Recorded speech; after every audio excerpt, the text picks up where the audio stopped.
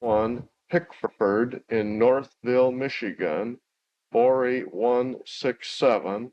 Jim's phone number is area code 313-348-5381, or can be reached at his boss's phone, 313-554-5852. The recording was made on October 10th, 1991 by Jim Walkinshaw at the Oldsmobile History Center at 4000 North Grand River in Lansing, Michigan. Jim is still working for General Motors at this point in time. This is tape number 1 of 2 tapes. Okay, Jim, if you just start with your name and your address and your phone number, if you would, for us. Okay, I'm Jim Rucker, and my address is 46831 Pickford in Northville, Michigan, and the zip is 48167.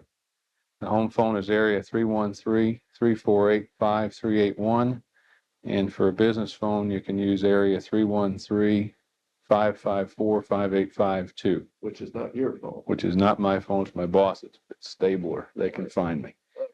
And then let's just, if you would, take us back to when you started at the plant, what you were doing, who you were working with, and that sort of thing. Okay, I started at Oldsmobile in 1978 as one of the 3 assistant controllers working for Ed Vogt. And I had the part of the financial world that wasn't accounting, that was the forward program stuff, the budget to some extent, a little bit of cost, and the capital. About 2 years after I got there, one of the other assistant controllers retired, and we didn't replace him. The 3rd assistant and I just shared what was left, and so I picked up the computer operations, which was interesting. Who was that left? Stand by. Bill Murphy left. And who was left? Bill Robinson and I were the 2 that were left and shared the remainder. Later, we got another assistant controller to take over the computer world, and he started there. His name was Bernard Davis. And that freed me up a bit, and at about the same time, the corporation had kicked off what we called the in-car program. This was prior to 1982. And that program had gone through what we call today phase 0. And prototype was, we were about in the middle of prototype in 1982. At that point, Oldsmobile was looking at the declining volume in big rear drive full frame cars. And we knew that the car business was going to change drastically, and what we were tooled for would no longer exist. And the company actually made a couple of runs at some of the new front drive cars that were coming that didn't meet with a great deal of success. And so we made a decision that was rather bold, and Doug Tracy was one of the movers behind it, to put all our eggs in one basket and make a pitch to the corporation to be the one location that did all the corporate in-cars. In-cars at that point were to be known as Olds, Calais, Buick Somersets, and Pontiac Grand Ams. Well, there were a couple of problems with that. One is Oldsmobile had never built little cars, and these were not large cars. They're compact cars, 4-cylinder kinds of cars, and Olds had done V8s forever. That was an issue. The other issue was we would build other than Oldsmobile cars, and we weren't sure how all that would go down. One of the things that we did early on was we gathered an interdisciplinary group of people and went on an offsite that cost my boss, who was then the general manager, what was his name? Bob Cook. $30,000. That was big money in 1978. He talked to me about that. He thought that was a lot of money. But we took some of the union hierarchy with us, and before we were finished there, the union guys had come up with the slogan, "When better Buicks are built, we'll build them." And that seemed to be the icebreaker. And from that point on, it was okay. And everybody could see the need to change the way the plant was tooled. We knew the rear drive thing wouldn't be around. The question was, can we do these little cars? Well, we respect the car. And can we do other than Oldsmobile nameplate? And that kind of got okay. at that There's offsite. resistance to that. I think it was in our heads. I can't tell you it was anybody in particular, but there were several of us, including some people on Bob Cook's staff, who were really concerned that that would be an issue because Oldsmobile went back to, I don't know when, 1897 or so, in this town, and we had built Oldsmobiles. And to build another car, not a rear drive car, a little car, not a V8, that was a big deal. And we really didn't take it lightly at all. We were very concerned that that wouldn't fly. But we kind of worked it from the top down, and before long there were other slogans like Capital of Quality was developed. Now at this time, remember, Fisher Body was separate from us, and so the same thing was going on over there. And of course we had them with us on the offsite and all during the program development. And I think they felt the same way at first, but they were able to get by those issues. And so the stage was set to go forward and do a good job. I skipped over the step that said we made a very formal pitch to the president of the company in early 1982, and after a while found out we would be awarded that particular business, and that's what kicked us off. What were, you mentioned there were several other things that kind of preceded that. You remember any of those activities? Let's see. We were looking at what was called the H car, Okay. which was a direct replacement of an Olds 88. And that would have made a lot of sense. But, and I can't remember the reasoning here, but for some reason that program was pretty well locked up. And I think the reason was we had to keep building the rear drive cars, including the G car at the time. We were building B's, C's, and G's. Right. We had to keep building those until long after the H car was started. There was a considerable overlap, and we couldn't shut down and start because somebody had to continue building some of the rear drive cars for a while. I believe the C car came first, then the H, and they're cousins under the skin, and then later the front drive A that replaced our G car. But that was spread over 2 or 3 years, and we just couldn't shut down and run nothing, and not run the traditional Cutlass Supreme. Lord, we were selling 500,000 Cutlass Supremes a year, and somebody had to make those, and we couldn't work a deal that would get us out of there in time to switch over. So that's kind of the name of that tune. There was, with respect to the project itself, there were a couple of things different. Number one, the corporation decided to put together a program management team, and that program manager was Bill Larson. He reported to the president of the company. We had one at the major divisions that participated, like Fisher Body and Oldsmobile. And I ran the team at Oldsmobile. Jim Walkinshaw was my number one man. And we kind of coordinated that thing. One of the things that Jim was able to do that's kind of interesting was he was able to model the development process from the point we picked up the program, which was prototype, on through to start of production. He even included the need for training, and he included the advertising, timing, and all that stuff in a critical path model. We tried to hire Barton Malo. Yeah, Barton Malo initially. Paid him $275,000 just to do the die tryout part of this program development, which is probably an eighth of it, not all of it. They cost me $275,000, threw up their hands, said this is tougher than the Silver Dome, which they had just done very successfully, and went away.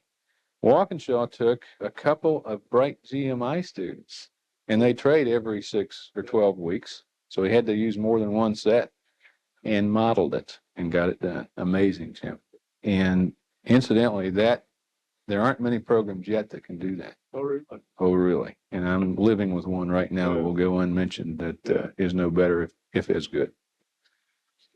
Was all of this work that initially, Jim, like the program management, was that the sort of the start of that sort of thing, or had that been used elsewhere? That was a start in that form, certainly with Bill Larson reporting to the corporate president. There had been project centers before, which were located at the tech center, and which were basically groups of engineers who designed the car and designed the major body tooling. Inside at all? No, it kind of was throw it over the wall to manufacturing. That was the old days. But I think they did okay on the engineering parts. What we were trying to do at Oldsmobile and indeed across the company was to do an integrated program from start to finish, hooked together, and you knew when you designed it that you could make it. And we had some interesting times with one of the front end engineers. We made him assemble the front end, I think, of the Oldsmobile because it was tough, and he couldn't. And so we changed the design. Remember that? Yes, he learned. Well, that was good. So there were a couple of things that happened there that need mentioning that I don't think got a lot of play, that worked, that should be in lessons learned. And the scheme that Jim worked out to model the development process, and then the critical path that even went upstream to AC, who was doing the instrument cluster, got inside their critical path and found a problem that would have killed us that they didn't know about. So that was very valuable. And I think a lot of people took it for granted. A lot of people in the world can't do it, including Barton Malo at the time. But he did it. There are things about Lansing and Oldsmobile that made that a little easier than maybe some other places. The work ethic, the feeling of family, the closeness, the ability to work as a team helped a whole lot. That's a thing that you have seen Lansing have kind of uniquely. Yes. I've been recently down in the Detroit area, and it's tougher down there because people, even the assembly workers, are in and out. They aren't as stable a workforce as here. People don't know each other as well. There's not quite the sense of community as there is in Oldsmobile or now the Lansing area. And that was important to us. It's also interesting that the corporation has now gone back about 10 years, and Jim doesn't know this, and done a post-mortem on the new car programs that we introduced in the last 10 years. So that's interesting. One of the few successes. And now success is measured the car, if it was a new program, which the N was, it didn't replace anything. Did it capture sales from other makers? Did it sell the volumes that we forecasted and fill up the plants? The answer is yes. Did it come in on time? Yes. Did it come in at budget? Yes. Did the product cost work out? Yes. Did the quality work? Yes. Out of the, it's probably 15 or 20 programs we've done in the last 10 years, there might be 2 that worked that way, and the in-car was one. Yeah. To the point that we're concerned about the latest, this is 1992 now. We're concerned that it will be a success because the old one was so good. Okay. It'll be hard to know that we've got it. Yeah. So that is hats off to Jim. That's interesting. Because I had heard someplace along the line, somebody had said that McDonald had said, well, the in-car program was kind of that. I had never heard that. Nor did I. So I thought maybe, well, this guy was just making rumors or something. No.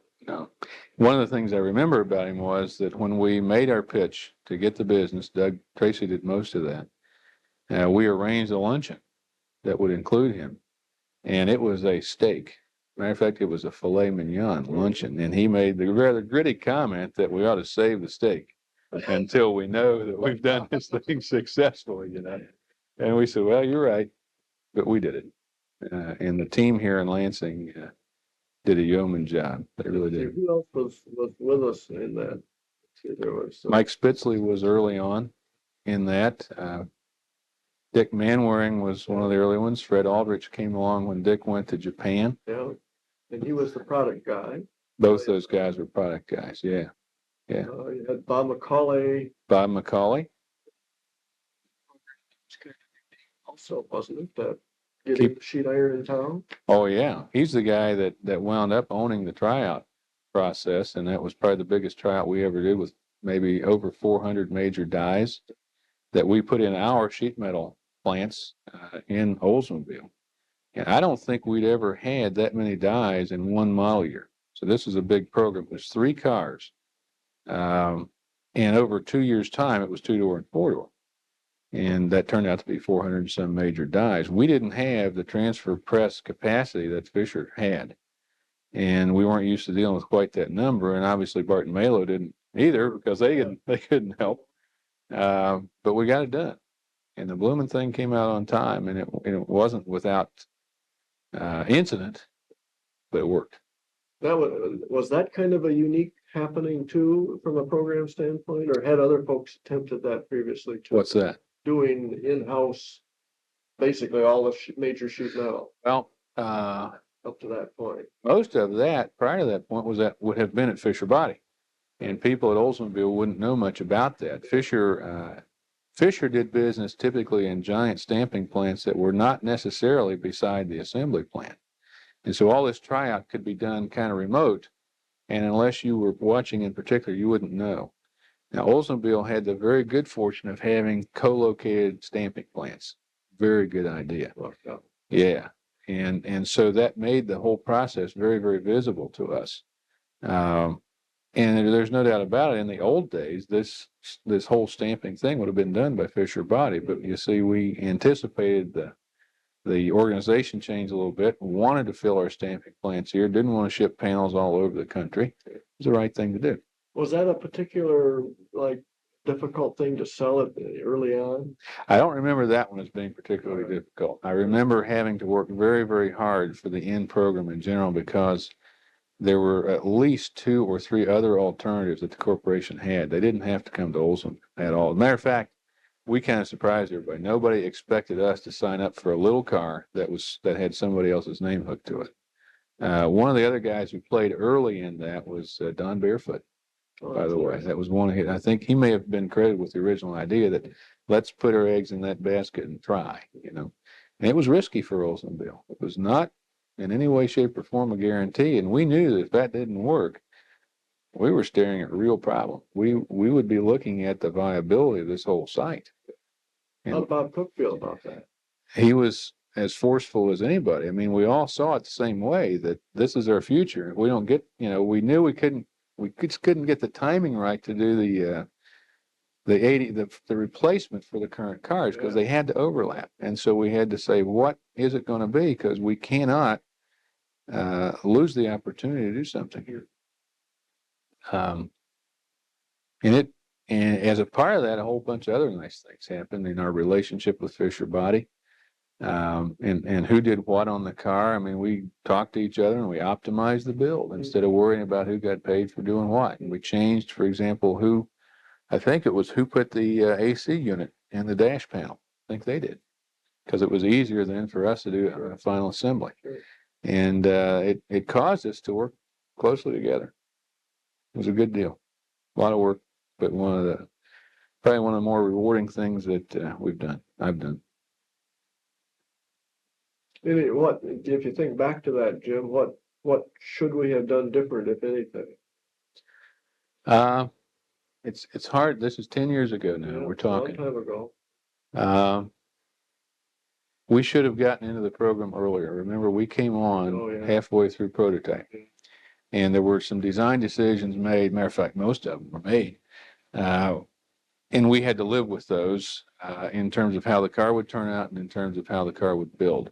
And so the car wasn't particularly designed for this location at all. It was designed without knowing where the location was. Well, a long time later, when we did a program in the corporation called 4-Phase, we wrote in that very, very early in the development of a program, before there is a prototype, you decide which plant, which location is going to get it. Get on stream. So you can get them involved and do the right thing all the way along. So that's probably the biggest.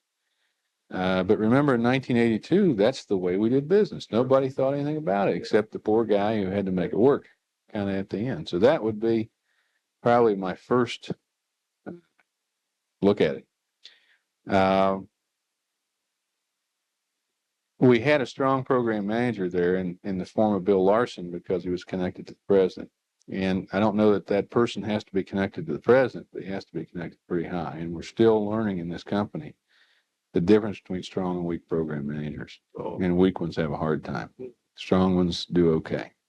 But there's still the issue of, is it the functional organization, manufacturing, engineering, or is it the program manager? We were really fortunate in Lansing that we had people like Dorsmer and Tracy who knew what the goal was and who could get the job done, didn't worry about where the functional barriers were. Now, it wasn't that easy.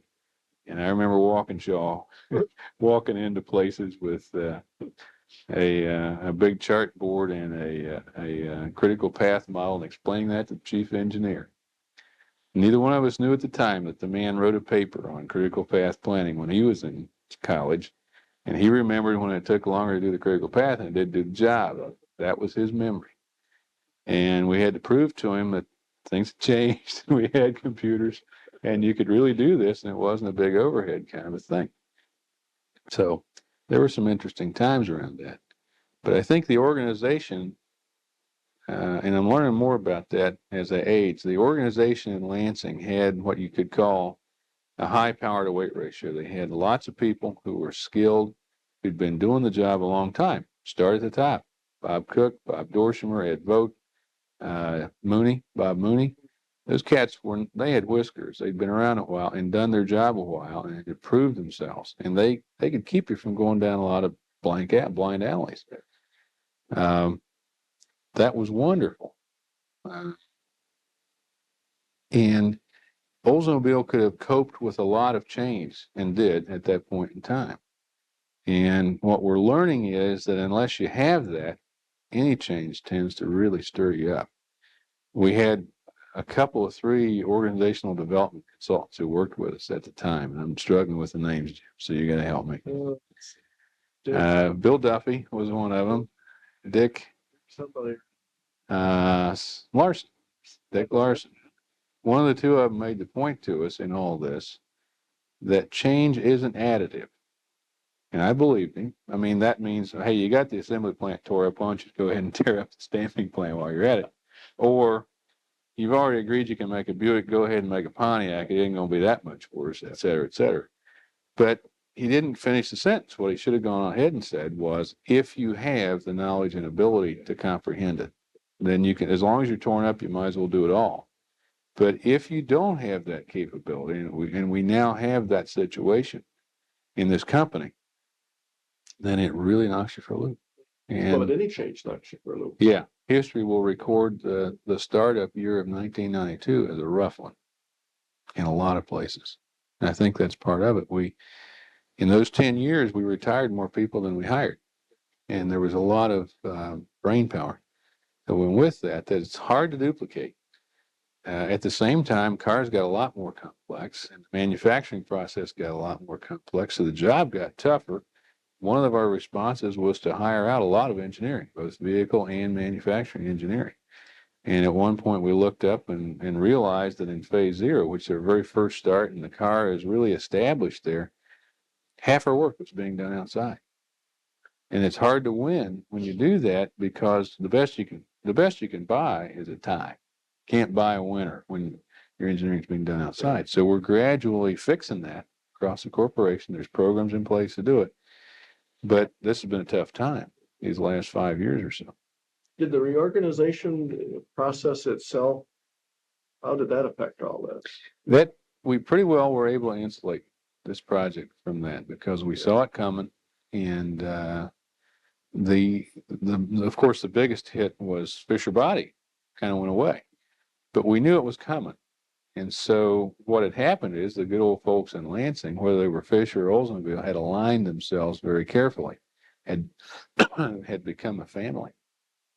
And so they just continued on.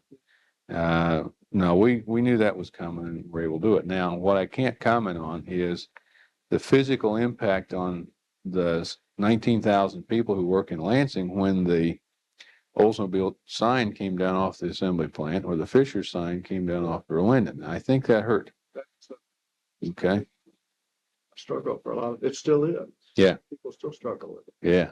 But you see, by that point, we were already through prototype, well into die, build, and try out. And so we had gotten some of that behind us. There were programs that were kind of left in funny positions. The corporate J program and the corporate A program, you might think, should have switched. That CPC should have gotten the J instead of us, and VOC the A. But they were in the formative stages, and it would have really killed them to shift at that point in time. We were ahead of that. And so the timing was right. There were a lot of things that lined up right on this program. Some of it was luck. And but the net result is we got a good one. So that's interesting.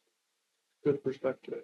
How was dealing during all of that time with the like the McDonald's and the what I call the corporate hierarchy? How was that The corporate hierarchy expressed itself mostly through Bill Larson.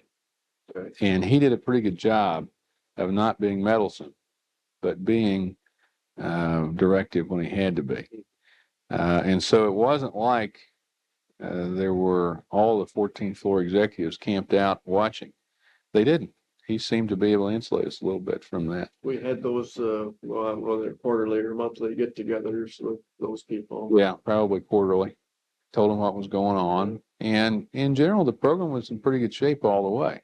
We had the usual invention problems and development problems, but they were not out of the realm of people's capability.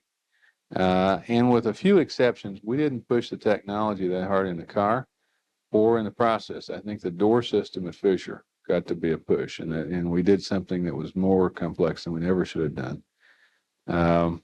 Most people don't know we had 2 new engines in that car. Neither one of them existed before, and that caused us concern. But they came out okay. I'll never forget when Tom, the engine guy from Flint, young guy. I'll think of it in a minute. Tom Wallace walked into one of our meetings and said, "Well, the head bolts don't work on the V6. Can't clamp the head gasket tightly enough when we blow gaskets. What are you going to do?" "Well, we're going to stretch the head bolts. We're going to torque them so hard that they stretch beyond the point of elasticity and take a permanent set." And I thought, oh, Lord, this is it. This is the big one. But he was right. And they had done enough analytical work that they knew it would work, and it did. We didn't have a dime's problem with that thing. But that was a first. And I was really concerned about that when I talked to him about it a lot. And all he could say is, "Trust me, we've analyzed this thing and it works," and it did. Any other ones like that you remember that are kind of unique? Now that one was major. The tail lamp on the Buick was one piece. Right. And all the way across the car, the thing had to be 5 feet long. And that caused us some build problems because it was totally unforgiving. The car had to be perfect back there, number one. Number two, when you wreck the car, think of what happens next. You got to replace the whole thing. But the general manager of the company, of Buick, insisted that one didn't make prototype. Matter of fact, I don't think it made pilot.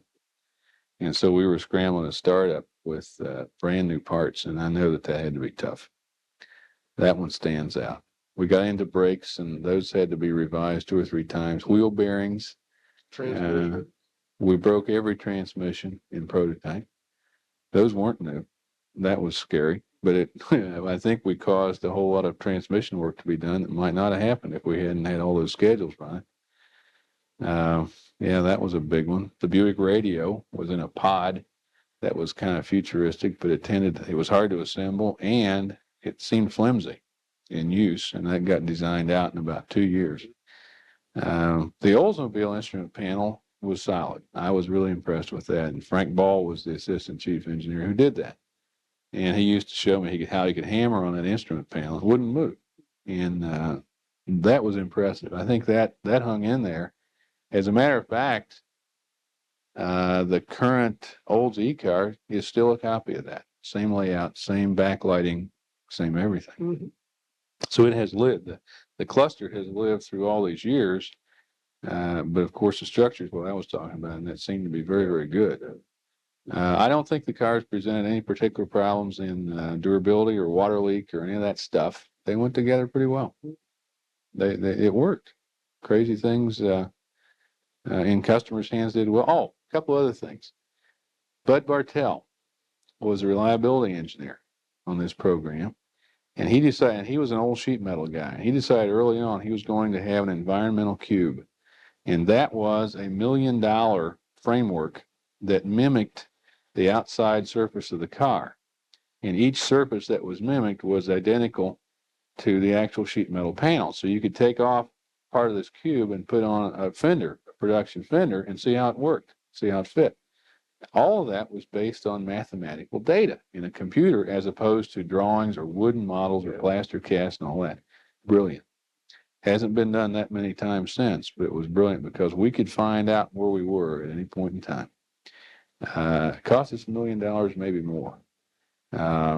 but it was a very good and right thing to do. Another thing that we did was we drove the first 3,000 cars about 7 miles apiece. Every car. And that's like Rolls Royce. And we had a saying that said, we will build no car before it's time. Like the wine, there was a wine ad along about that point in time. And that was true.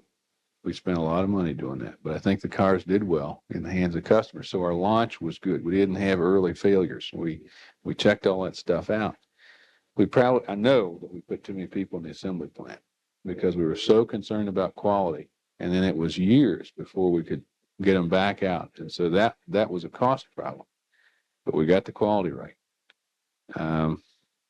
Those are two kind of extraordinary things. See, somewhere along in there, the quad 4 engine was starting to rear its head too, wasn't it? Yeah, it was. Now, let's see, that was probably 83, 84, because Joe Sanchez was the general manager by then. Right. Now, the quad 4 had started already, and we had some design ideas and all that. Yeah. But what we had to do was go to the corporation and sell the idea. And that engine was designed for the end car.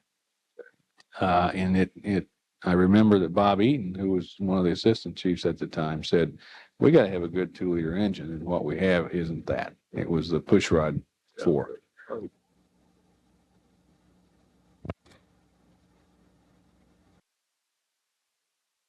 Pushrod engine, or the 4-cylinder engine we started out with in the end car, was a pushrod engine that was a variation of the Pontiac 4-cylinder engine that had already been in use in the A car. And probably years before that. Iron Duke. The Iron Duke, that's what it used to be called. We call it the Tech 4 when we put it in the end car. It was obvious that for the 90s, we needed a better engine. And so I don't know if it was Bob Eaton, but it was probably when he was here that he kicked off a new engine design program that would have 4 valves per cylinder, dual overhead cams, and a lot of other things that in 1982 was pretty wowie. Our problem was that we had a devil of a time explaining to the corporation that they needed another 4-cylinder engine, because at that point in time we had a J car engine, we had a T car engine, and we had the Iron Duke, and you add all those up, it's like 7,000 a day or so, or more. And that was a lot of 4-cylinder capacity. So what we had to do is we had to prove to the corporation that this wasn't just another engine. So in one fateful car ride with Joe, I said, Joe Sanchez, we got to do this. And here's how I think we need to do it. We're going to go buy a Mercedes, which at that point had just introduced a 4-cylinder 190. We're going to buy a Honda Accord, and this would have been the first model of that car. And we're going to buy a Toyota Camry, or probably wasn't a Camry, maybe a Corolla, but it had a twin cam engine. And we're going to show people that those engines in those cars ain't just another 4-cylinder engine. And then we'll have an A car, because that was our mule, with the prototype or pre-prototype quad 4. So we put together a travel and road show with Ted Lucas, and he really ran it, and grabbed every vice president we could grab in General Motors, made them ride at least 4 of those cars, made them understand what a new high-tech engine was like. Long story made short, got the project. And that's another story. But the hard part going in on that one was trying to get the corporation to understand that the engines we had out there wouldn't make it into the 90s and weren't what we had in mind for this end car. Well, as it turns out, the new one, the Quad 4, we had to have a name for it. Joe Sanchez ran a little call-in contest. We had all kinds of things like Pocket Rocket and all sorts of things. That we wound up with Quad 4 because it was a quad valve 4-cylinder engine. But that thing turned out to have no ignition coil, no ignition wires, direct fire coils above each plug. All of that was concealed. A lot of horsepower, like 150, which was amazing at that point in time. Very, very smooth, ran well, very, very clean. Had almost no need for emission control. As a matter of fact, it didn't have an EGR valve at all. It has a catalyst, but no EGR valve no big canister to suck out raw fuel fumes, no distributor, no ignition coil, a lot of parts that weren't on the car. Has a dual row roller chain to drive the cams for durability. They do make some noise. You can't hear them. Everybody else has a rubber belt, and they break. These chains don't. They just don't. If one does, you got another one. It's really a durable engine. I'll never forget. Now, at this point in time, we had been through the diesel experience. Yeah. And we learned that the diesel was not a high horsepower engine, and it had a governor on it. People didn't know that. And even though they had the throttle halfway down, the gas pedal, the engine was at full throttle most of the time. And so those diesel engines in service were wide open or not running. And so they were seeing much more extreme use than you would have expected. Well, we learned from that. And our last diesel, the V6, we ran on a truck durability schedule, which is wide open.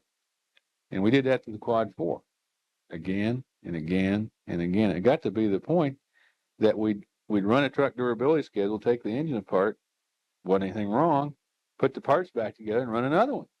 And we saved a lot of prototype expense, by the way, because we didn't eat up parts. And that engine would run 2 or 3 truck durability schedules, 2 or 3 truck durability schedules with no apparent wear. And it happened not because the engine is heavy or the parts are incredibly beefy. It happened because it was very well engineered and very well balanced. And it's not trying to beat itself to death. They did a lot of sophisticated work on the engine block so that they could predict as the engine heated up what the bore would do. And they actually drilled the bores or bored them so that when the engine was hot, they were perfectly round. When it wasn't hot, they might not be, but who cares? Same with the pistons. That's normal with pistons. Pistons aren't round, but bores normally are. Well, they tuned this thing so that it was round when it was hot. And the pistons are very light. The valves are very light. The valve springs don't have to be real heavy. Nothing's working very hard, even though the engine was putting out enough horsepower to be a V8. So that is not a cheap engine, but it turned out to be a very, very reliable engine and a good one for that car. And it's gone on to have a single overhead cam variant now and all that stuff. But Well, how come the corporation was so darn dead set against trying a modern engine?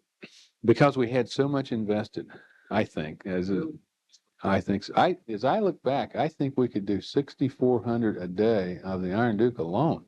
That was like 4 modules. Well, they were using a fair number because the A car was selling a lot, like $750,000 a year or something. They had 1 or 2 modules of J car engines, which were also push rod. Oh, the other one I forgot was the little Family 2 engine out of Brazil that we put in the J car. That was out there.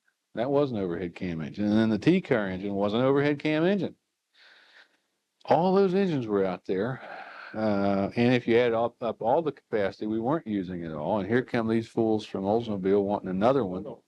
And it would have been added capacity, not conversion, see, because we wanted to put it in the almost defunct diesel plant, which was brand new and very, very good. So it took a bit of a sell, but it finally went. And I'm very glad it did. One thing that hasn't happened yet is that we had originally designed balance shafts in the oil pan, and they have a particular name. Like, it's not Helmholtz, but it's something like that. Couldn't get them to work. We, for some reason, kept tearing up the gears that drove them off the crank. And that's a feature that didn't happen, but everything else pretty much came true as advertised.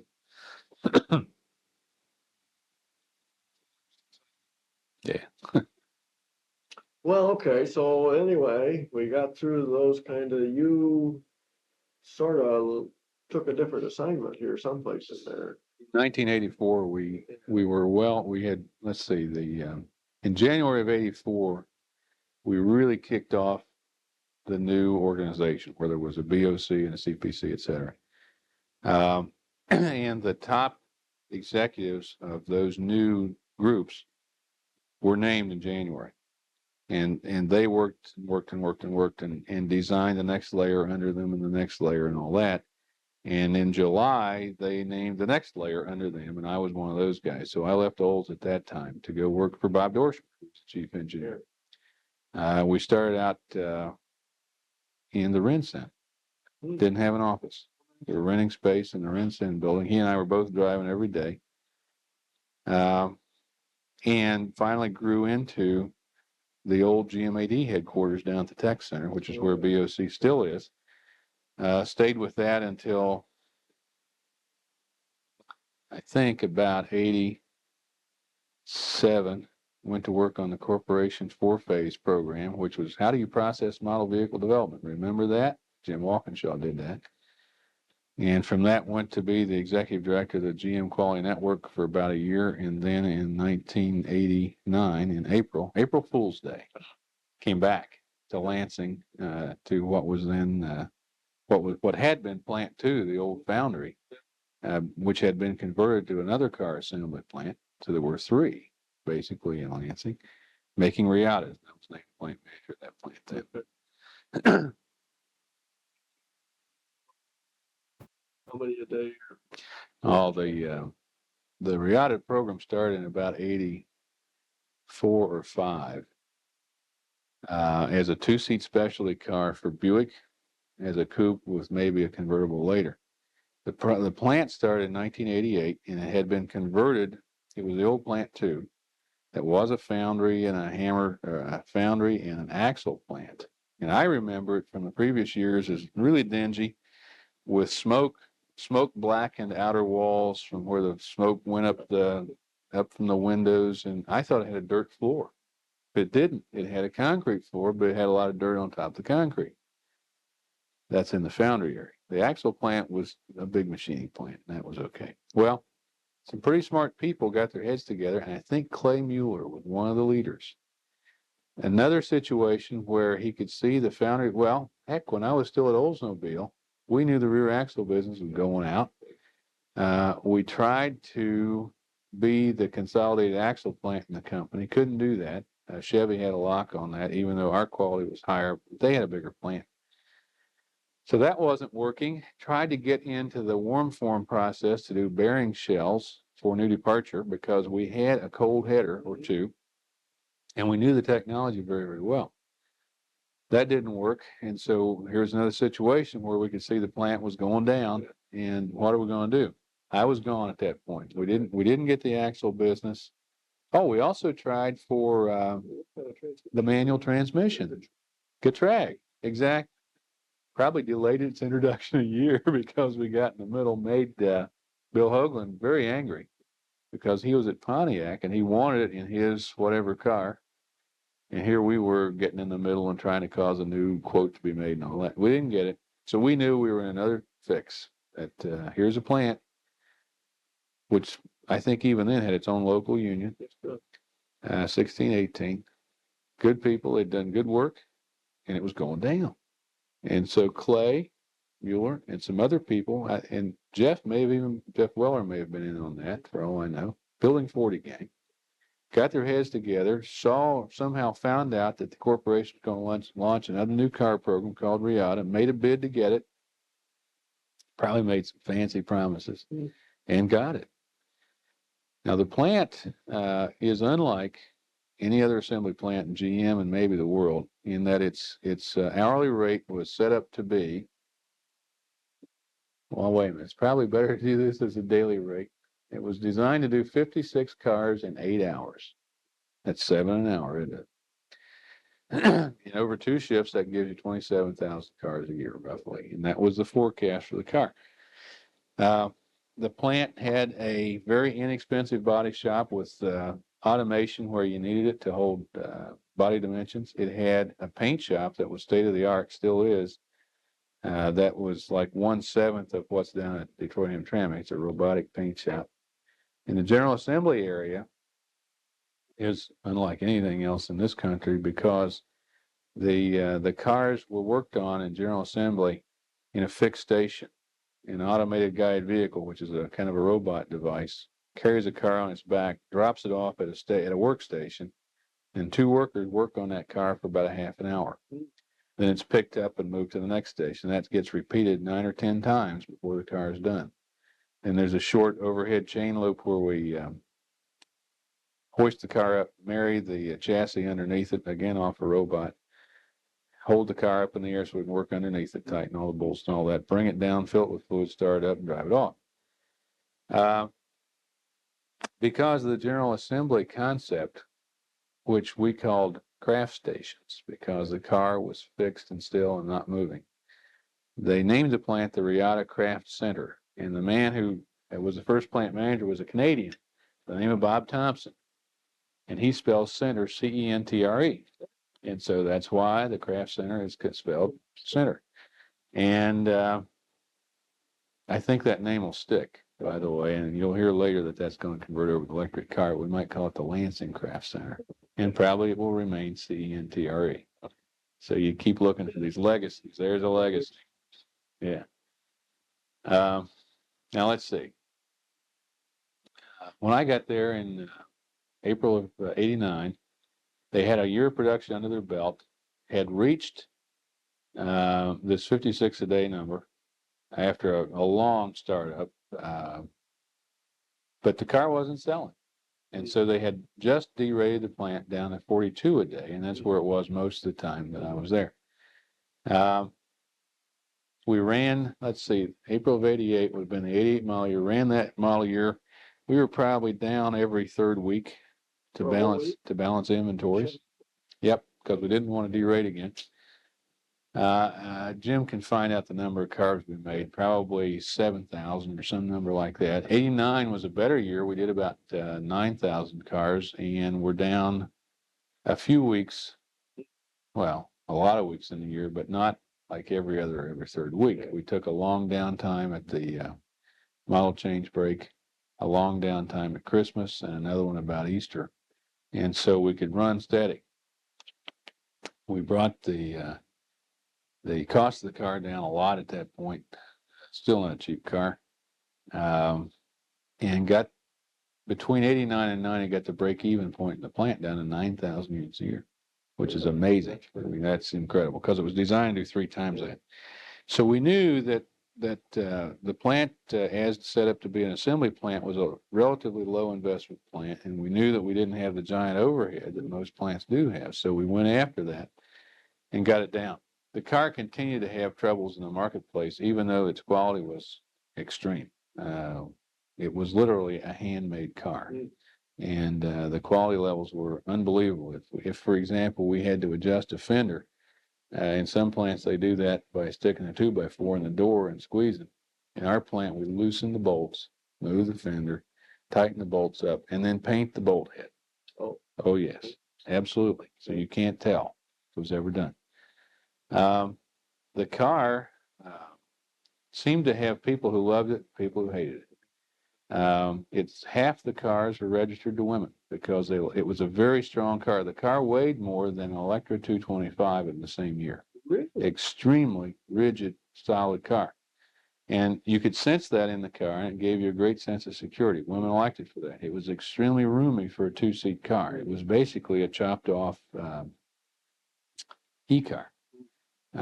Which means it had way too much structure for that short of a car, and that's why it was heavy. The windshield pillars were weldments, and they got to be over 1/8 of an inch thick. The thickness of the section, and it's a section beyond that. So very, very heavy car, very solid car, darn reliable car, and all that. The first 2 years, it had the Buick CRT screen on the instrument panel, and you either loved it or hated it. I mean, some people just could not do it. Other people thought it was the most wonderful thing they'd ever seen. On and on and on. We got awards for lots of things. One, we had the best paint job in the country, and we're so awarded. And it's still, to its last days, was phenomenal. 2, we had our own little press shop with a line of 6 presses. We made all the external panels and the matching internal panels on the car and could match the speed of the plant, even if it went 2 shifts, didn't matter. We were running more panels on a press line than anybody, 20.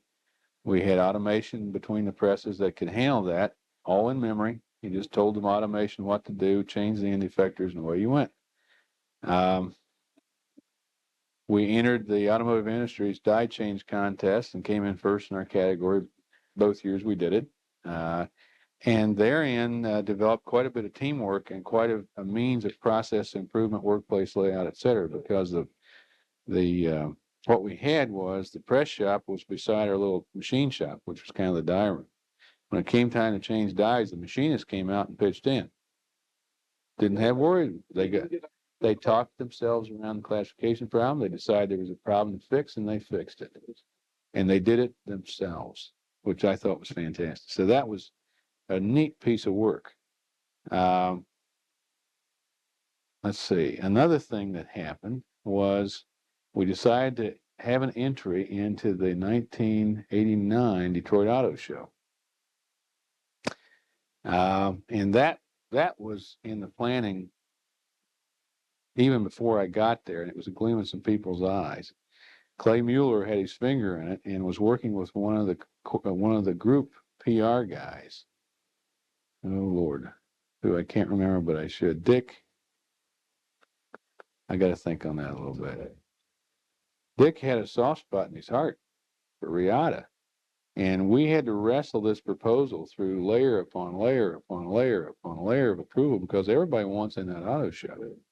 And when it all the dust settled, our design was the center of the show. There was a giant General Motors exhibit that was 2 stories tall and had a design studio on the roof and other stuff down below, and we wrapped around 2 sides of it.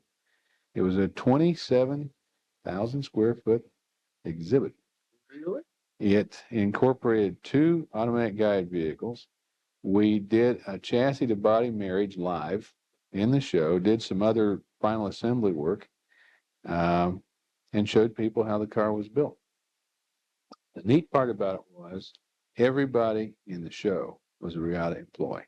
There were no hired guns. They scripted it, they practiced, and they did it 200 and some times. Clay can tell you the exact number. And they were good. We were there. There's always a black tie event as opening night, so we were there, and I cried. And I had to go hug the guy who was the MC. They traded off. There were 2 different guys. Bob Stemple's wife dragged him back to that show 4 or 5 times. Really? That show captured 2/3 of the people who came through the gate saw that show. And that was something like 3 times more than the next exhibit in the show. And what people kept saying was, well, the Reatta's nice and I like the car and that's neat, but I can't believe what you've done with these people. Well, we didn't do anything with the people. They did it. And they did a hell of a job. And I think they set a high water mark that I have not seen equal since then in terms of they did the show. That was neat. Clay was heavy into that, and a couple of the union officials in the plant were really, really, really good in terms of pulling that thing off. Excellently done. Another thing that was incredible was that we had a famous customer. Frank Sinatra's son took a liking to our car. He was a longtime Buick fan, bought a coupe early on, got to know Bob Thompson, called the plant weekly from anywhere. I mean, it could have been Zanzibar. It didn't matter. He called. My secretary and he were on first name basis, all that. He decided to come through the plant one day, and it was a media event.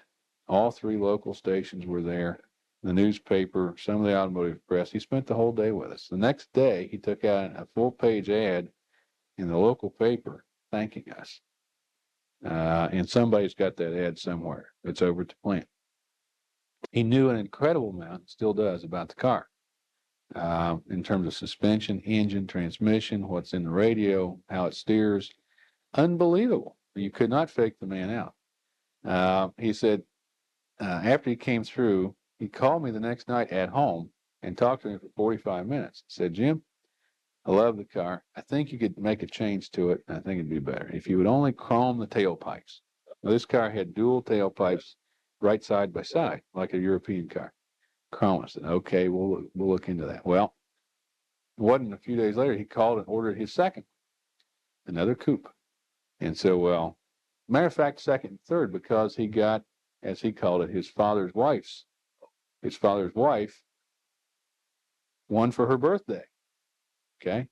So we went out and got 2 chrome sets of exhaust pipes made up, put them on those 2 cars, and shipped them out. He got his first, and he got hers a little bit later. And he showed us the pictures of the birthday party. And here's Frank in a bathrobe watching as Frank Jr. she had on her bathrobe and took off in the car. Not in clothes, I mean, in a bathrobe, no wallet, no nothing. Came back sometime later and had a ball. That was a neat story. He later bought a convertible, so he had 3 over the course of the years and was a constant supporter. Another thing we did that was interesting was for the 1990 launch, Buick did a live telecast from the plant.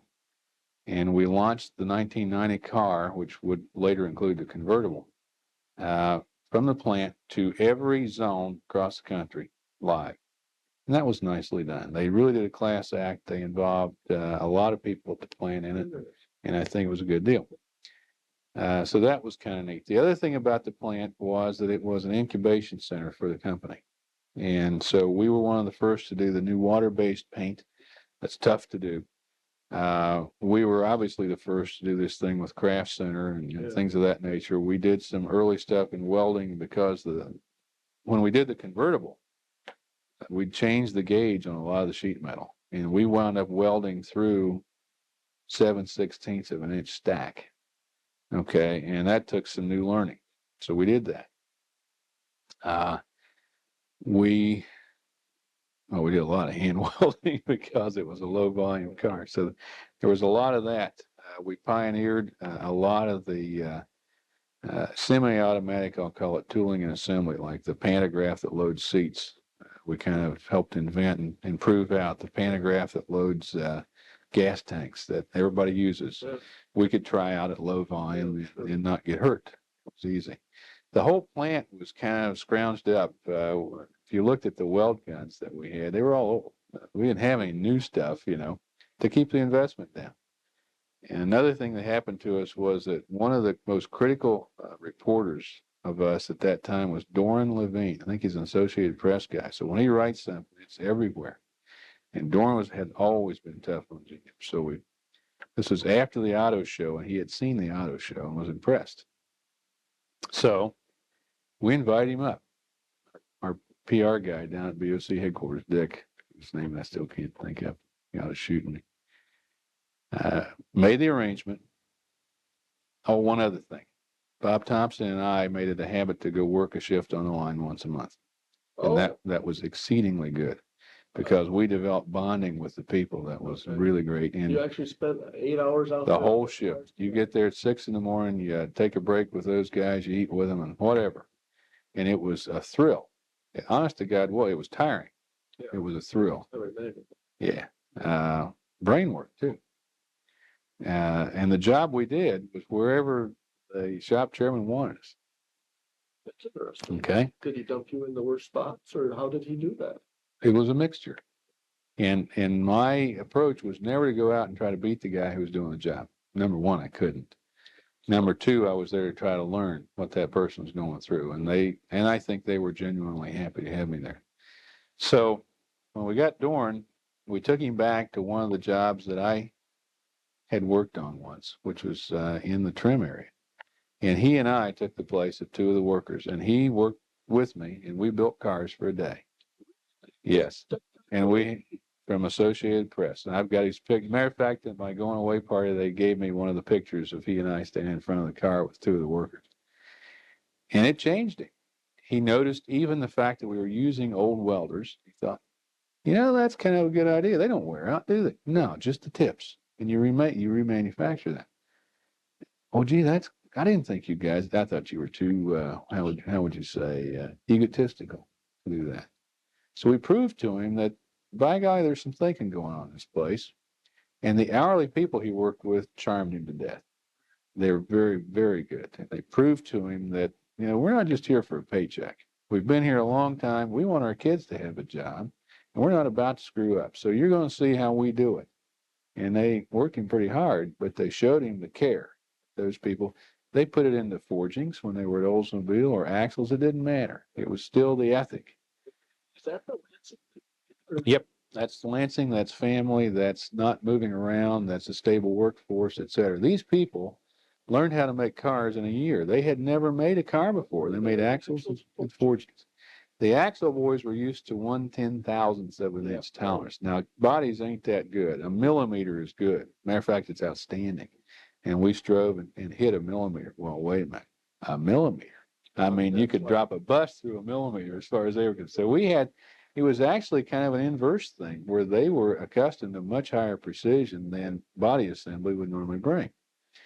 But that was good because they had a sense of pride going and they weren't about to let up on that. And I'll never forget way back in Oldsmobile days, Gary Watson, who even then was, I think, the president, said to me, he said, Jim, you got to understand this place. It's a family. And he was talking about 19,000 people then, not just the 1,000 or so over at Reatta. And I might screw up here and I'd probably feel bad. The foreman, would probably chew me out. But when I got home, my father would kill me because he'd know about it. Because my brother told him, the whole family thing meant that there was a lot of peer pressure to do right. And they did, and they still do. And I think that's another reason why Plant 2 got the Reatta. Because they didn't have to go there. There were plenty of alternatives. But they got it, and they deserved it, and they did a great job with it. Well, it was a thrill to be there and to do that. And I've jumped around, but I've given you some of the interesting little highlights. We ran more tours, I think, than anybody. I always said there's more PR per Reatta than anything I've ever seen. My secretary at the time was Diane Alwarding, and she was a PR type from the word go. And man, if it would sell one Reatta, she would do whatever it took to do that. The local dealer, Glenn Buick, was the largest Reatta seller on the face of the earth. And you have to understand that's in the middle of Oldsmobile territory. Yes, sure. And that's not easy. He sold like 50 in the first year. But it is in Lansing, where all these people work. In Lansing, where all these people work. And it's not the GM employees buying them at a discount because they buy Oldsmobiles. It's everybody else. He had the governor driving them. He had everybody in these cars, and he's a good man. He really does good work. I appreciate what he did. He and the plant put up a roadside sign on the way into town that says Buick Reatta, built here. GM, UAW, Buick logos on the sign. And we paid for the sign jointly for years. So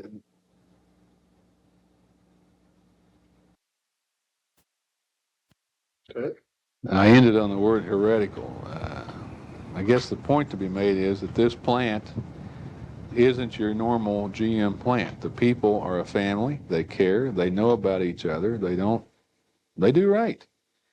They have a sense of pride and they have a work ethic. And it doesn't matter whether they make axles, forgings, shells, propellers during World War II.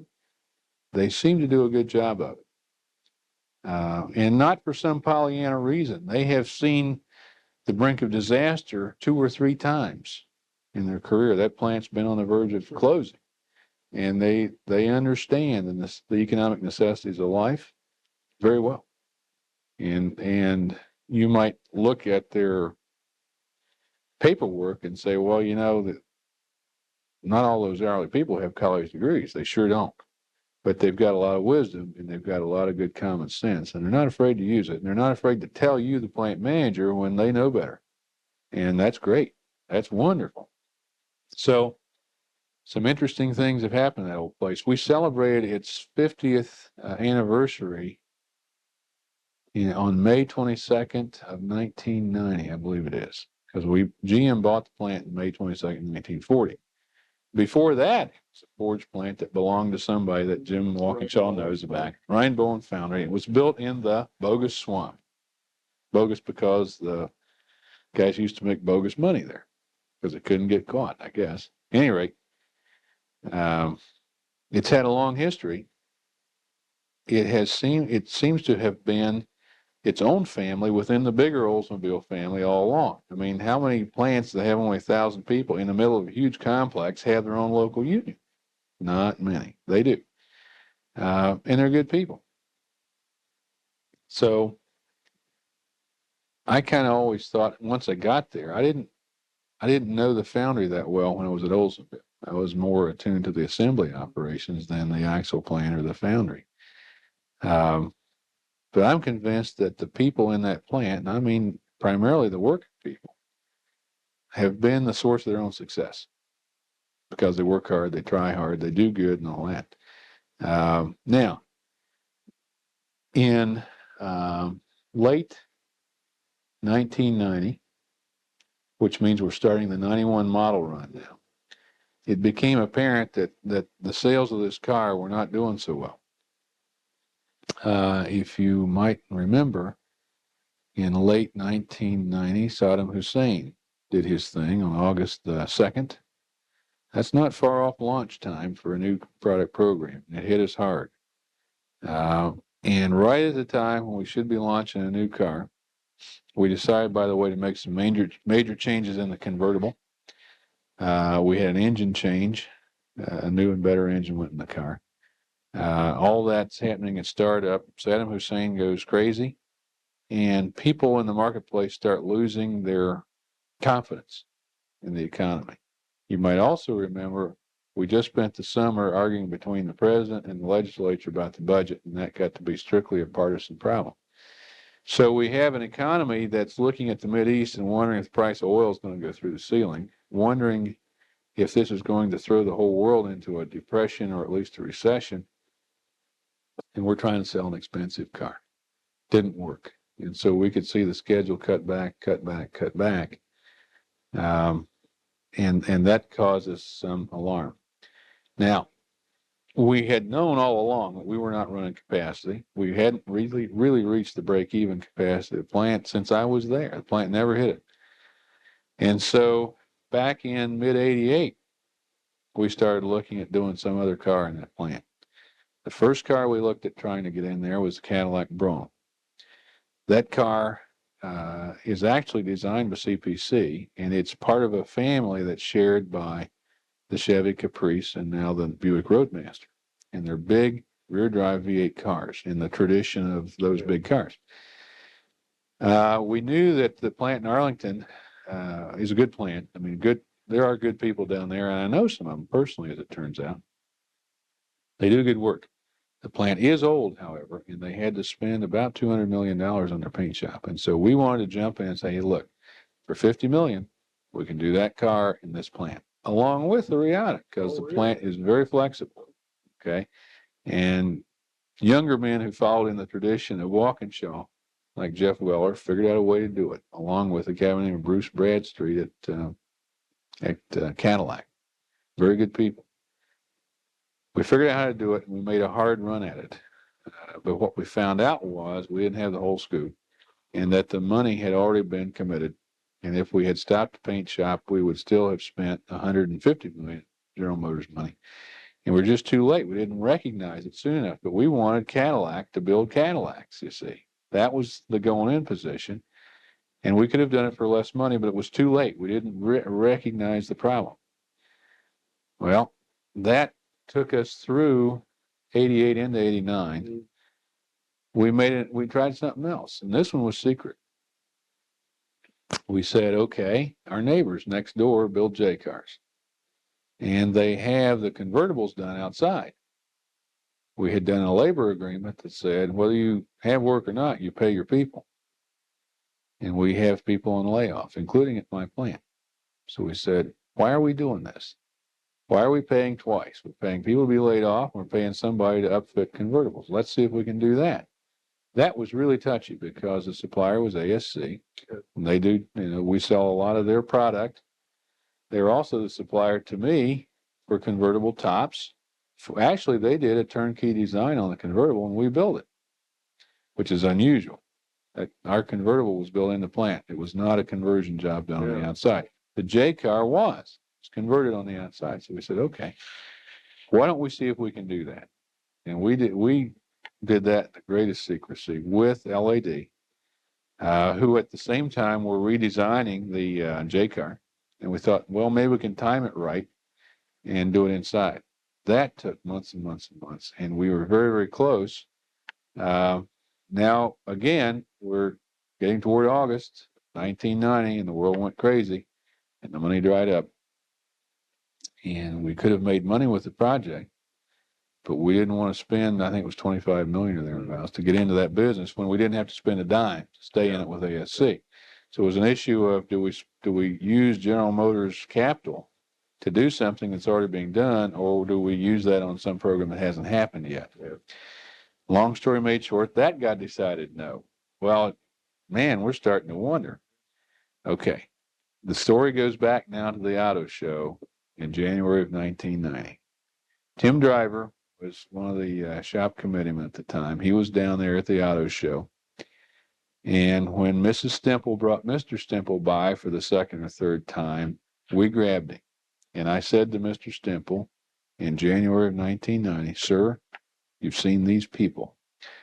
We want to build the electric car. No reaction. That just came out of the blue? You just No. How did that? We You must thought, have been thinking I thought about about it. Sure. The electric car had been shown in California. Matter of fact, it was going to the California Auto Show that same year, and we had been asked to look at the investment in the body shop. So we knew it was out there. We knew at the time we might not get the Brougham. We weren't sure. We knew that we were going to try to make a run for the J convertible, and we were concerned about having all our eggs in either basket. Frankly, we wanted to build the Brougham and the electric car together because they trade off in the marketplace. In good times and free gas, you're going to sell Broughams. In bad times, you're going to sell electric cars. So the plant would level, and we knew we could do it. So we didn't tell him about the Brougham. That was working along. Yeah. We didn't need a whole lot of help. Well, I said it to him, and Tim's there. Yeah. Tim Driver. And But he didn't register, and so I said it again. Now, you got to remember, I had worked for Bob Stemple on my previous job directly. He was my boss. So he knew me. It wasn't like, who is this guy? And I wasn't getting the reaction, and I knew him. I wasn't getting it. So I said, Bob, we want to do that electric car, and we can do it with this process you see behind you, and it's a flexible process. It won't take a lot of investment. He said, Jim, I heard you. And I thought, okay, we made our point, backed off. From that day, which is January of 1990, we never quit working on the electric car, even though we were trying to get the Brougham and the other cars. We knew that we could build electric and them together, and we thought maybe any of those cars would trade off the marketplace. If we had gotten the J convertible, there was some thought that we'd go ahead and build some other J's with it and really fill the planet. And so that wouldn't have kept us in the electric car, but I didn't know if we'd get it. So we started working on the electric car. And the next thing you know, they captured my operation. Actually, they had already gotten my operations manager, Randy Schwartz, to go be their manufacturing manager. This is on the electric car. Yeah. That had just happened, I think. We saw to it that we got him another real good person, the guy who was running our body shop, Bill Skudzinski, to work for Randy. And we plunked a couple more in there from Cadillac. So now we've got guys inside. Okay. That's cool. Who builds batteries? Delco Remy. Where did that come from? Delco Remy. So we had them up to the plant and explained to them, look what a neat place this is. And Lansing's kind of neat. If you ever want to build a battery plant, these people understand heavy industry up here. Battery plants are tough. Oh, well, you see, the shoe-in candidate for the electric car was California. Everybody knew it was going to California because that's where the demand is.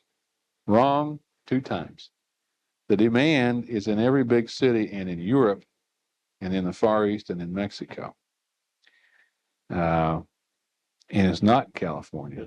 And the center of gravity ain't California either. It's more like the East Coast and the West Coast. But people didn't know that, see. But we found it out. That was kind of number one. Number two, you're never going to build a battery plant in California. Yeah, because of the emission stuff. Right. We have one there, okay, in Anaheim. And it costs twice as much per battery for emissions as anywhere else because they have a smog problem and all that. Not quarreling with that, but you got to be realistic. So we started working that angle pretty hard. So we got insiders in EV, in electric vehicle, and buddies at Delco Remy who are lobbying not to go to California. We found out that there were 4 plants in the running. We were one of 4. And through our inside help, we kind of we never knew the numbers, but we knew who the plants were who were running against us. And we spent the spring and summer of 1990 with Cadillac's help. Now, this wouldn't benefit Cadillac at all, but they had people who were interested, like this Bruce Bradstreet, who spent a ton of time helping us put together an estimate for this thing. We wrote it in to our union contract in 1990, which is still before the decision's made. Never been talked Oh, about. yeah. That if we get new business, there are some things we want to do differently. That will be good. We had JT up, captured him. JT. Battenberg, I'm sorry, the head of BOC, told him what we could do. And in that case, people like Tim Driver, who was the committeeman, and the shop chairman, Stan Pawaski, stood up tall and explained how this was. Well, everybody knew that we had among the best workers in this country, probably the best union management relationship around, because we really did good business together. And it wasn't me, it was them. Okay. That's important. It was the plant. They knew the work ethic of the plant and all that. This plant had learned how to build cars. They'd been through a startup scratch before. Not many people do that. And we just kept adding up the evidence, the evidence, and the evidence until we thought we had it corralled. Had a talk with Don Runkle, who owns Advanced Engineering Staff. What's about this electric car, Don? Tell me about this thing. Knew the man who is the program manager on the electric car. Knew him well. Talked to him. And we finally got it. And we cooked for about a month to make the announcement, because now we knew we had to shut down Reatta. We didn't know that. We're going to shut it down. We had hoped to run another year. Didn't happen. We were able to make the announcement, and the same announcement, we got to shut down Reatta. But oh, by the way, you're going to get the most exciting new car program in General Motors, electric car. People were jumping up and down. Ken Baker is the program manager on the electric car. He hadn't had that much time in plants, and he came from Flint, which is a little different. And so I had a speech, my boss had a speech, and he had a speech. A couple of things happened in his speech. Somebody yelled out something from the back of the crowd. This is in front of the whole plant. He thought it was an obscenity. And he said, "What'd you say?" And the guy said, "We're behind you 100%, which is what he really did say. Another guy came up to him and said, "I want my family thanks you for this."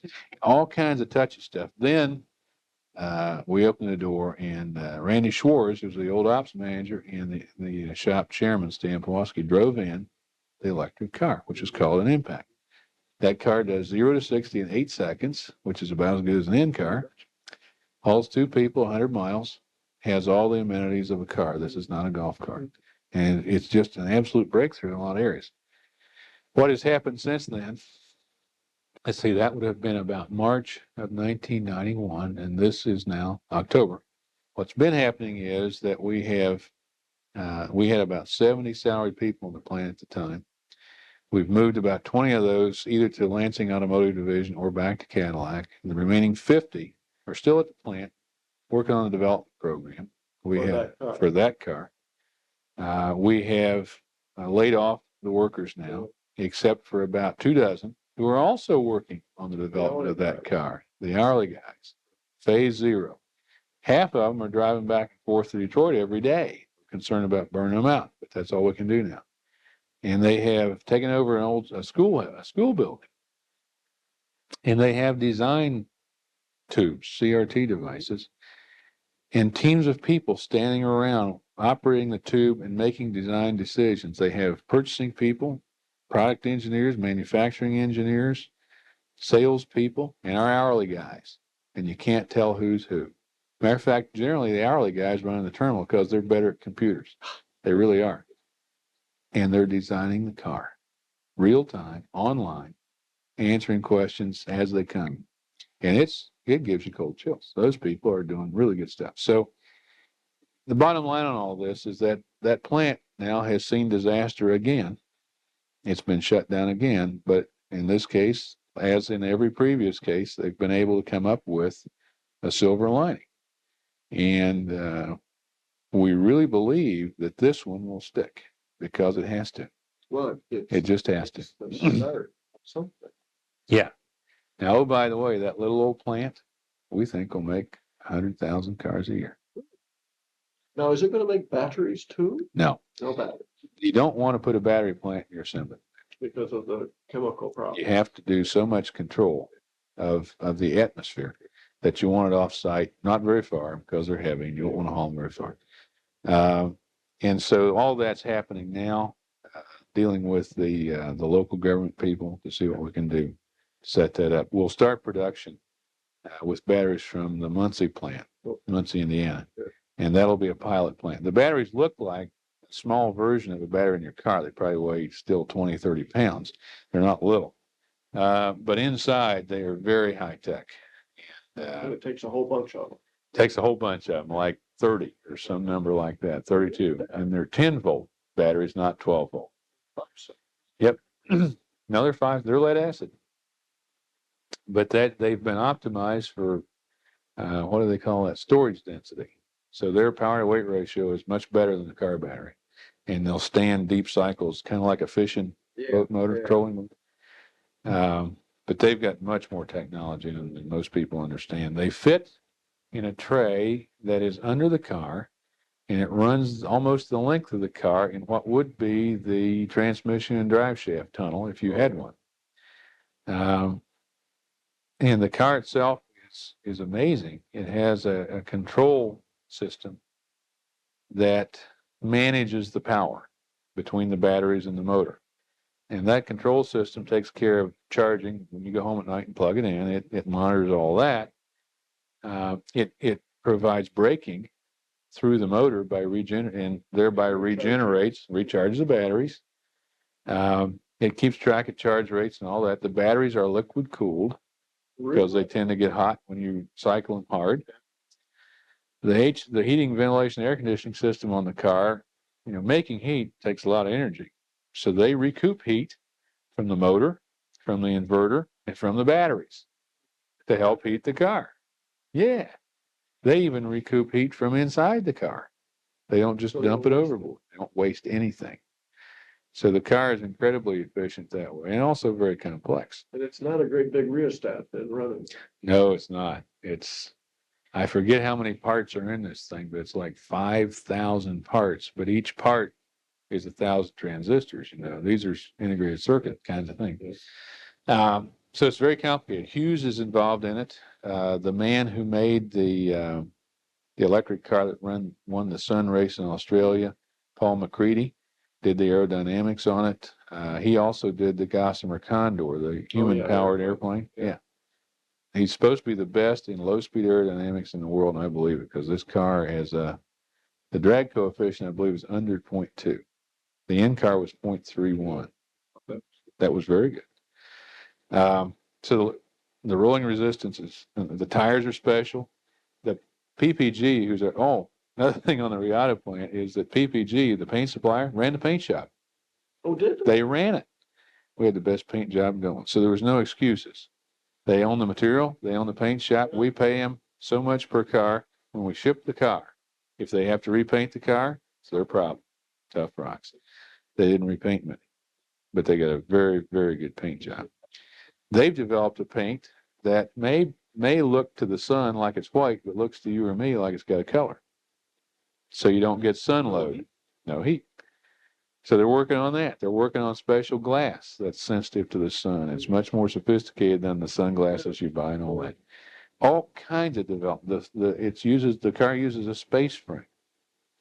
It uses aluminum sections, hat sections welded together to form a closed channel with body panels hung on.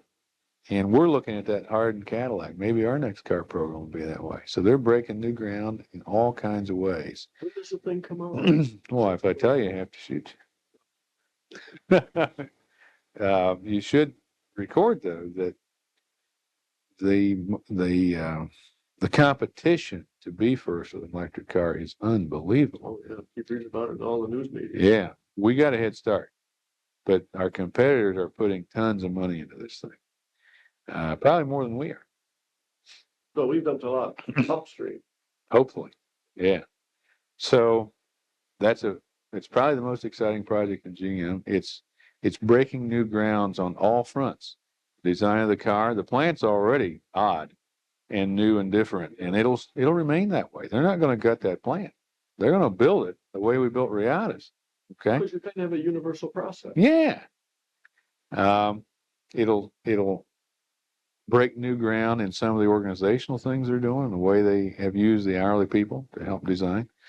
It'll be an unbelievably low investment project, has to be to make money. And yet over time, we believe with new models, more models, it'll grow and we'll stretch that little old plant to where it's acting like almost a big plant. And I think that's neat. I think that's what those people deserve. I guess that's my bottom line. They work hard. They're good. They're as good as anybody I know. Is the fact that we're putting so much, new complicated stuff in it, gonna make it a problem to quote, bring it off on time in budget and all the things? Sure. Sure. It's all new. And they have things that have yet to be invented, but they've got to do it. Fortunately, a lot of the invention is in the electronics side, and we're good at inventing electronic. Yeah. And it's like every 2 years you cut the price by 90%, we can do that. Break squeaks or something and we can't figure out how to get rid of it. I hope. I mean, the car will have brakes, Yeah. Well, it's going to have both. I think someone told me that the only shared part with any other car is a radio. Because radios don't draw much juice anyway. It's very efficient. Everything else has to be invented for this car. Steering wheels, brake pedals, gas pedals, instrument panels, doors, structure, wheels, brakes, tires. It'll have anti-skid. I think it'll have an airbag. This is not an excuse for a car. It's a car. So we have to do it for several reasons. Number one, that plant needs to keep going. Number two, we need that product. Number three, the development program inside that is leading a lot of other development elsewhere in GM that we need. And so we're trying not to talk about it a whole lot anymore. It needs to happen. But there's a whole lot of the world watching that little thing that's going to happen in that little plant right here in Lansing, Michigan. I think it'll be neat. Yeah. Tell me a little about the general managers you worked for over all those years. Let's see. I worked for Bob Cook, benevolent autocrat with the credentials to prove it. I mean, with the credentials to deserve it. And I do mean benevolent. Bob came up through the manufacturing side of the world, I think. And he knew the business forward and backward. He was career Oldsmobile, had seen good times and bad, knew what he was doing, knew how to deal with people to get the best out of them and not shoot them and things like that. I mean, he was ahead of his time in a lot of ways that way. Was not permissive. And that's why I call him an autocrat. He was not a dictator either, but he was not permissive. When I spent his $30,000 going to an offsite, which is more than he ever saw in his life for an offsite, by the way, he talked to me about it, but he didn't shoot me. And I think that paid for years. It paid for itself. Next guy was Joe Sanchez, who came to us from South America. And he had been in GM overseas virtually since he got out of school. I think he went to City College in New York or something. CCNY, I think it was, yeah. Had started in the GM building in New York and almost immediately transferred to South America. And he had been in various positions around South America for like 25 years before he moved here. Very different guy, a sales guy by training, charismatic, fairly handsome guy, outspoken, incredibly competitive, much more intense than Cook appeared to be.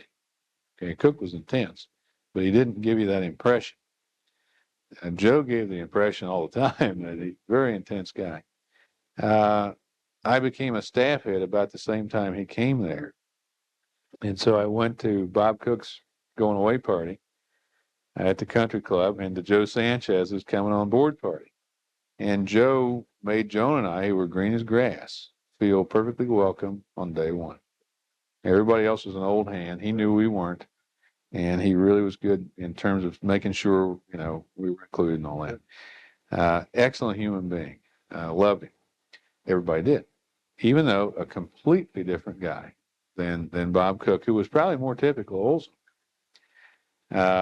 Well, as you know, Joe Sanchez went off to work on Saturn and died. And that was a shame. Bob Dorshimer is another one I worked for at Old. Well, I didn't work for him directly at Olds. I did at BOC. Grew to love him. He was in the Bob Cook mold. Had a way of being irascible at times.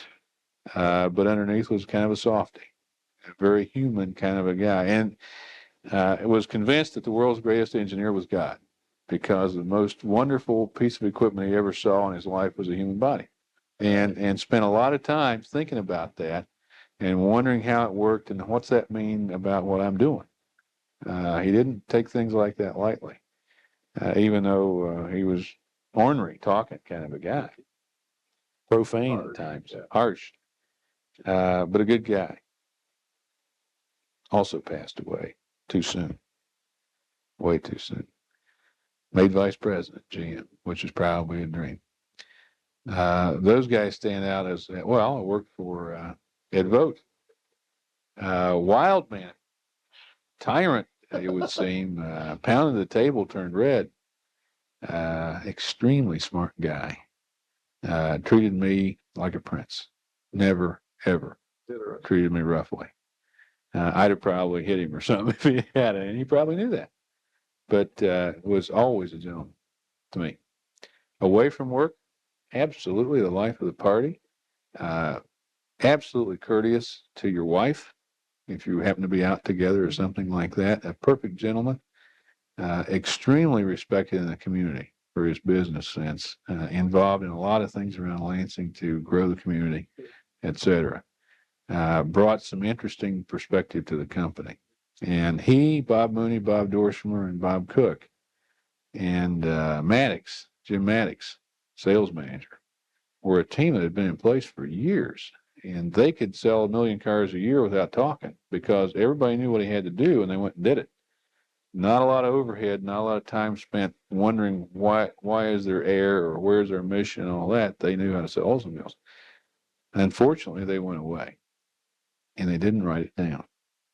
Is that how we lost it? And honest to God, the crew that's there now, and I stayed on after most of them, we had trouble finding out what Oldsmobile was. I mean, there was a time when I was assistant staff for a while there, and one of the assistant chief engineers, one of the marketing people, and I'd get together regularly and try to, dream up. Now, this is who we are and what we are, and this is why this is important. None of us ever wrote it down, and we all left. But primarily the big Bobs left, and Ed Vogt and those guys, Jim Maddox. Oldsmobile became a marketing company only, and all of a sudden had to depend on everybody else to engineer product, to make product, and to get it to them. They weren't used to doing that. They didn't have to write vehicle specifications. They knew what the heck they had to be, and they did them. Now all of a sudden they had to learn how to be almost a consumer, and had to act like somebody who could set specs and all that. Well, to do that, you have to understand what is Oldsmobile, and et cetera. Pontiac, on the other hand, almost died years before that, and had become dependent on other people much sooner than Oldsmobile. Had to learn how to specify a car, how to ask for things, how to pinpoint the essence of the company so they could focus their remaining pitiful resources on that. Olds never had that problem. Never. And I think the combination of those guys, the Bobs and Maddox and Votes and all that, moving away or dying, and the new organization, which meant Oldsmobile then was totally dependent on the rest of the organization, including CPC, not just BOC. They didn't know how to do it. and do it extremely well and extremely fast and all that. You know, Reebok doesn't make shoes. They don't. They don't make a single shoe. They buy them all. Sears and Roebuck doesn't make much either. No. Okay. But both of those companies know how to do three things. They know how to read the market, which Oldsmobile can do. Then they knew how to specify a product to somebody else who would make it to fit the hole, and then they knew how to market it. Oldsmobile built its reputation on being a complete car company. Our engine, our body, our Oldsmobile. Didn't have to talk to anybody else about those things and didn't learn how. If they had a problem in the marketplace, they could fix it in days, weeks, or months. And that's how they, my opinion, they did a really good job. When the world changed, they weren't prepared to be a Reebok or to be a Sears Roebuck and be able to specify. And they've been a while trying to capture that back. Now, everybody else in the American car industry has lost market share at the same time, not just them, but it seems like they've had a harder time. I think it's been tougher. And I think it's almost because they were so good. They were so good before that they didn't have to go out and learn how to do some of these down and dirty things that you now have to do. My opinion. So good. Okay. Well, anything else we should yak about? Have you covered it? That's a pretty good yak. Talked about our subject. You look back and we just covered 10 years, which isn't very long, really. And you think about all the things that happened in those 10 years. And if we hit half of them, I mean, we're lucky. And you go back to Oldsmobile to 1897 or whatever, it has to be amazing. Really. I can almost begin to see why you like this.